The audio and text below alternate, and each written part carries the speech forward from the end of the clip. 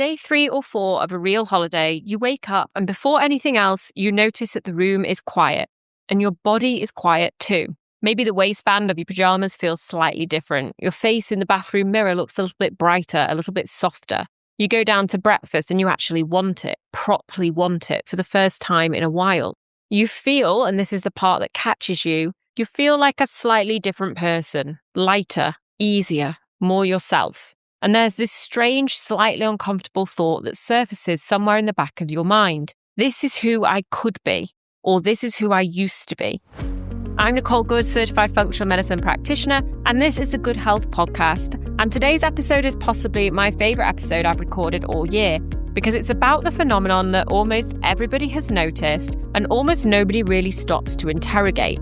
We call it the holiday body, that very real, very physical, sometimes a little startling change that happens to you within just a few days of being properly away and switched off. And the thing I want to do today is not give you 12 summer wellness hacks, because you've heard plenty of those. What I want to do instead is take that experience seriously, because your holiday body is not magic, it's not luck. It is your body given conditions it has been desperately needing, and you can read it very specifically like a diagnostic test. So today we're going to break down exactly what is actually changing when you go away. The 6 quiet levers that shift in those first few days. The single diagnostic question that tells you what your daily life is starving you of most, and realistic ways to bring some of it home with you, without the absurdity of trying to live on holiday forever. So let's jump straight into today's episode. Before we get into the levers, I want to anchor this firmly, because the temptation when you notice these holiday changes is to dismiss them, to tell yourself it's just being out of routine, or you're not really paying attention, or you have simply forgotten what normal life feels like. So let me be very clear right at the top. What you are experiencing on holiday is a real physiological change. Multiple body systems genuinely shift within days, sometimes within hours, when conditions change in your favor. So your stress hormones change, your sleep architecture changes, your gut function changes, your inflammation can quieten, your hormone signaling smooths out, your skin starts to clear, your brain decides it's allowed to be playful again. This is not nothing. This is your body doing exactly what it was designed to do when the conditions allow it. So if you have ever told yourself, oh, I just feel better because I'm relaxing, yes, okay, that is true. And relaxing, when you actually look at what is happening underneath it, is one of the most powerful health interventions you can give your body. We just don't usually count it as one, because we cannot put it in a bottle and sell it. So treat this episode as a serious one, because your holiday body is telling you something genuinely important about how your daily, everyday life is set up. So let's go through what actually changes lever by lever. And we'll start with the biggest one, your stress system. Most of us are carrying a chronic low-grade stress load that we have completely normalized. It's not the dramatic, obvious kind of stress. It's the constant background hum, the mental list, the 47 micro decisions before lunch, the text that arrives mid-meeting and lives rent-free in your head for the rest of the afternoon, the endless low-grade orchestration of work, home, family, money, calendar. We don't usually think of any of that as stress because we've been doing it forever and it's just how life is. But your body absolutely registers it. Every one of those tiny demands lights up your stress system a little. Your cortisol stays a little too high, a little too long. Your nervous system stays subtly in fight or flight. Your body braces, and bracing isn't an obvious thing. It's a quiet baseline contraction that you don't even feel anymore because it's never not been there. Then you go on a holiday, and with 48 to 72 hours, the demands fall away. There's no calendar, there's no orchestration, there's nowhere to be. And your nervous system gets the message, slowly at first, but then properly, that it does not have to brace anymore. The cortisol normalizes, the parasympathetic side of your nervous system, the rest and digest side, actually wakes back up. And the moment that happens, you can suddenly do all the things you couldn't quite do at home. You can digest properly, your gut starts working, you can sleep, you can think, your appetite settles, your shoulders drop literal inches. You start noticing your breath getting longer. You feel like a softer version of yourself because you literally are. And it isn't because something has been added. It is because something that you didn't know was always switched on has finally been allowed to switch off. The second lever is sleep.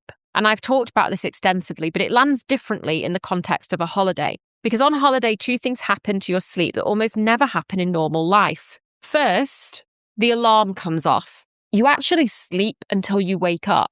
And second, and this is the part most people don't notice, your bedtimes naturally start drifting towards something more consistent. After a few days, you find yourself getting tired at roughly the same time each evening, getting up at roughly the same time each morning without anyone enforcing it. Your body, given a choice, defaults to a fairly stable rhythm. And what happens then is what we talked about in the sleep architecture episode. Your sleep stages reorganize. Your deep sleep deepens. Your REM lengthens towards morning. Your glymphatic system gets longer windows to do its overnight clearance work in the brain. Your growth hormone gets its proper release. Cortisol settles into its proper nighttime floor instead of running too high. You wake up actually rested. And this is the bit that catches people. You wake up rested even though you might have technically slept a little less than usual. You may have gone to bed a bit later. Because it's not the hours, it's the quality and the timing and the consistency.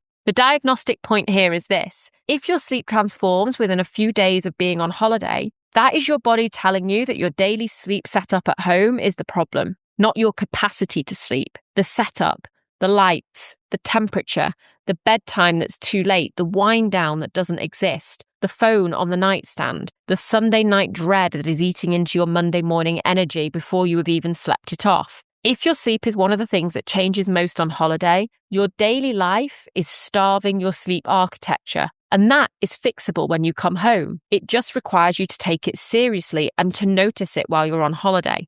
The third lever is light and your circadian rhythm. On holiday, you're outside a lot. You get morning light, you get midday sunlight, you see the sky transition into evening properly. And usually you're not staring into a bright screen at midnight pretending it's the middle of the day to your brain. Your circadian system loves all of this because light is the most powerful single signal that your body uses to know what time it is. Morning light tells your brain we're at the start of the day, sets the clock from there. Sunset light tells your brain, wind it down, we're nearing the end. When that pattern is strong and clear, your hormones run on schedule. Your cortisol rises properly in the morning, your melatonin rises properly in the evening. Your hunger arrives at the right times, your energy is in the right places.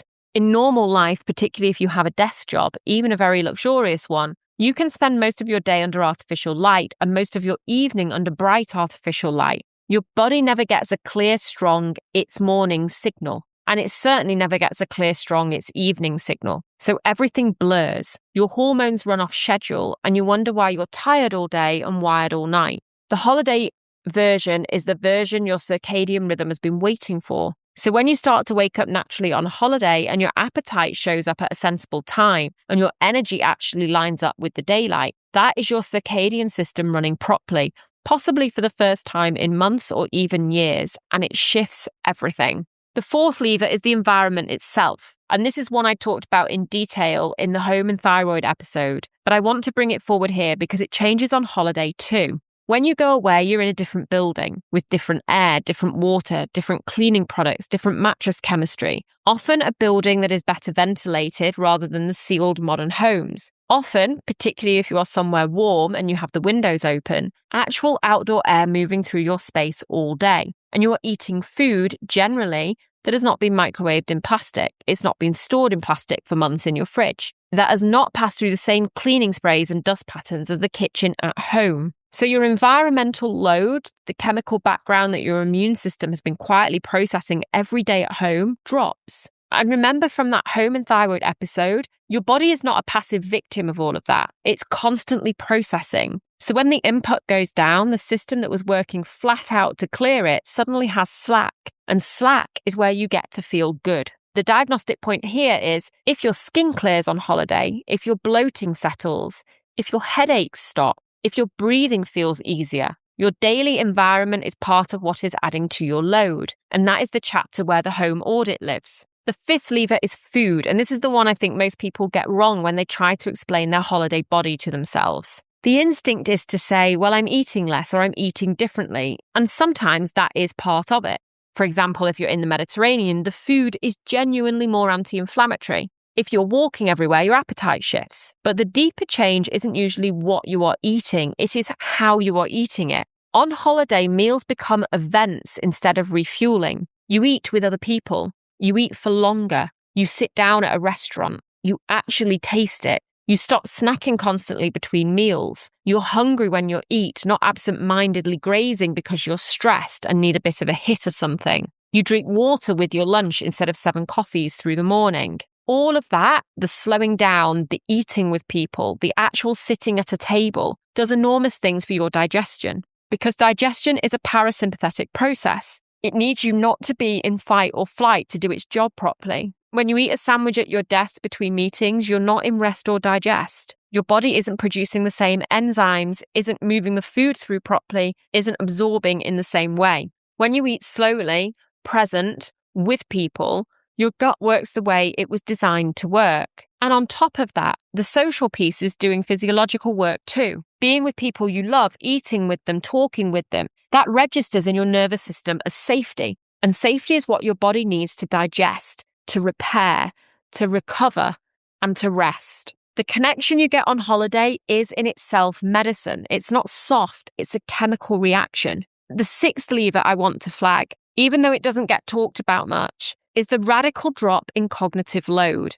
the absence of micro decisions. In normal life, you're running a household, a calendar, a career, the emotional lives of the people around you, the logistics of getting everyone where they need to be, and most of it is invisible work that lives entirely in your head. Every one of those micro decisions is a small cognitive tax. You pay it dozens, sometimes hundreds of times a day without ever noticing.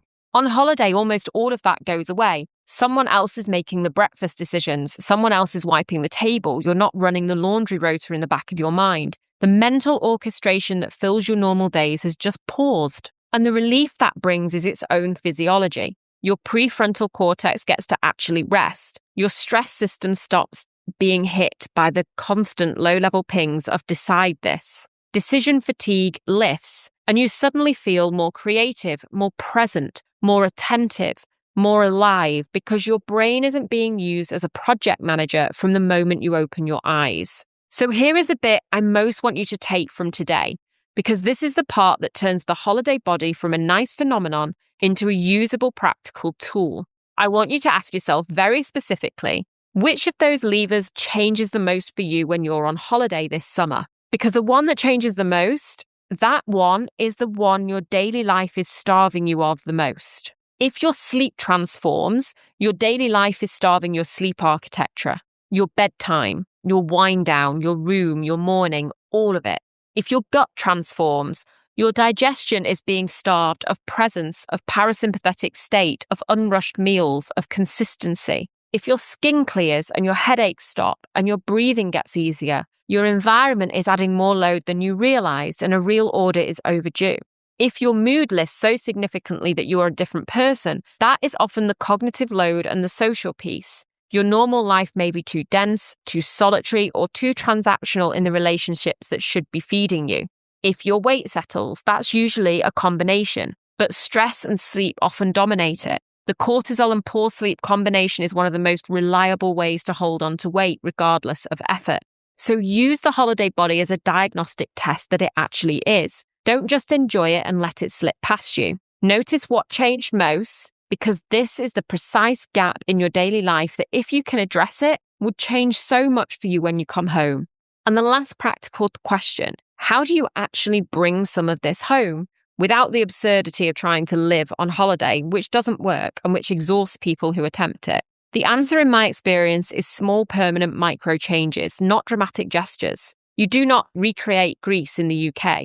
What you do instead is take just one element of what changed most for you, and you give it a permanent home in your daily life. If sleep was your big lever, pick one element of your holiday sleep, maybe the consistent wake time, the no phone hour before bed, the cool, dark room, and make it a daily structural rule at home. Not a sometimes attempt, one element, make it permanent, be consistent, as you were on holiday. If your digestion was your big lever, protect one actual meal a day, a real sat down with someone or with attention meal. the dinner, the Sunday lunch, the breakfast on Saturday. One real meal every day done properly.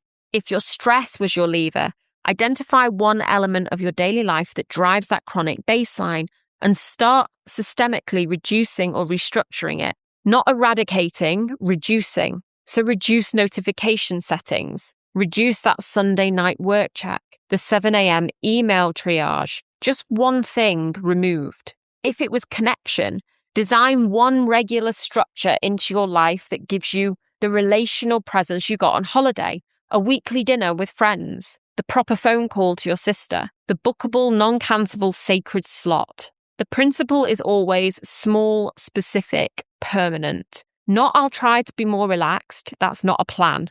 Something like I'm switching off all my notifications between Friday evening and Monday morning. That's a plan. That's an actionable step. And the deeper point I want you to take away from this episode is this. Your holiday body is not a special version of you. Your holiday body is just your body when its needs are being met. There is no other secret. There is no other answer. The you that you are on holiday is the you that you are when your stress is lower, your sleep is deeper, the light is right, your environment is lighter, your food is slower, and your nervous system is finally allowed to actually rest. You're not a different person on holiday. You are the same person with less of the daily load. And the question, the only question, is which piece of that load you can lay down permanently, even just a little, when you come back home.